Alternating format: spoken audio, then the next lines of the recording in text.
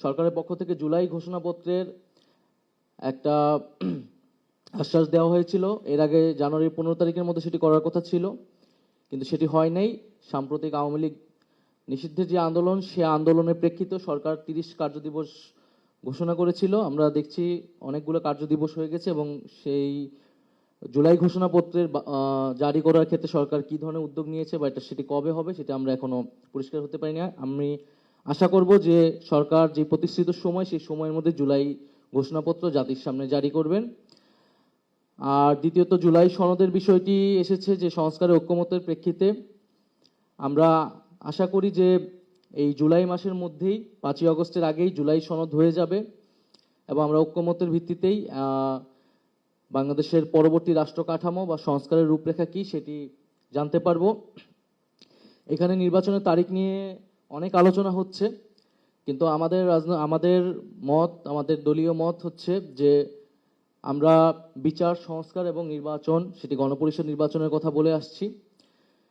যদি জুলাই সনদ ঘোষণার আগেই নির্বাচনের তারিখ ঘোষণা হয়ে যায়, তাহলে আসলে সংস্কার প্রক্রিয়া ব্যাহত হবে বলে আমরা মনে করি।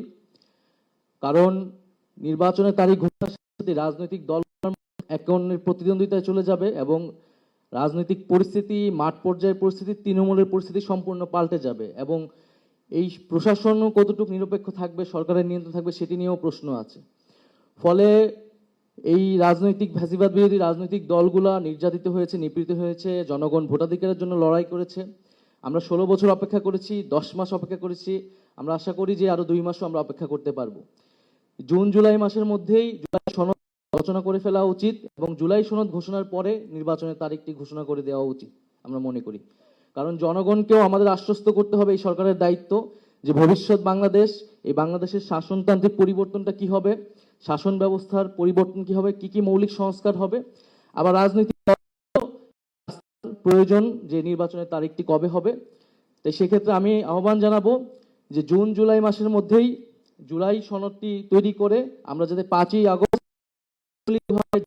ভাবে এই জুলাই গণ অভ্যুত্থান আমরা উদযাপন করতে পারি, এবং সেই উদযাপনের মধ্যে দিয়ে নির্বাচনের তারিখটি ঘোষণা করে দেওয়া যেতে পারে।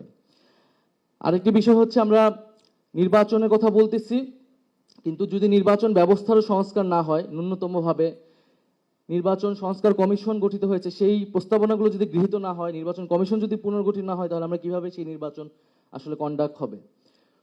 এবং নির্বাচন কমিশনের নিরপেক্ষতা নিয়ে প্রশ্ন উঠেছে। আমরা প্রধান উপদেষ্টার কাছে আমাদের সেই উদ্বেগ জানিয়েছি। সরকার সেইটি হয়তো বিবেচনা করবেন। আর পাশাপাশি আমরা দেখতে পাচ্ছি যে গভীর উদ্বেগের সাথে যে আমাদের নির্বাচন কবে হবে কি হবে না, এটি কখনোই সামরিক যারা দায়িত্বে আছেন তাদের জায়গা থেকে আসতে পারে না, এবং রাজনীতির যে সামরিকীকরণ, সেটা থেকে কিন্তু আমাদের অনেক লড়াই করে বের হতে হয়েছে, এবং এটা কোনো গণতান্ত্রিক চর্চা নয়। ফলে সেই বিষয়ে আমরা যাতে সচেতন থাকি, এবং কোনো দলও সেটিকে সমর্থন করছে, এটি আমাদের গণতন্ত্রের জন্য অনেক উদ্বেগের। নির্বাচন কবে হবে, যেদিনই হোক না কেন, এটা একটা রাজনৈতিক সিদ্ধান্ত। রাজনৈতিক দলগুলো এবং সরকারকে এই সিদ্ধান্ত নিতে হবে, অন্য কেউ এ বিষয়ে কথা বলতে পারবে না। আমরা দেখছি বিদেশি শক্তি, বিভিন্ন আমাদের যেই রাষ্ট্রকারী দেশ, তারাও নির্বাচনের তারিখ নিয়ে কথা বলছে। তো সেই বিষয়ে আমাদের জাতীয় ঐক্য আসলে আরো সংহত করা উচিত, এবং আমরা যাতে আমাদের দেশের সিদ্ধান্ত আমরা নিজেরা নিতে পারি, সেই ধরনের আমাদের পরিবেশ তৈরি করা উচিত।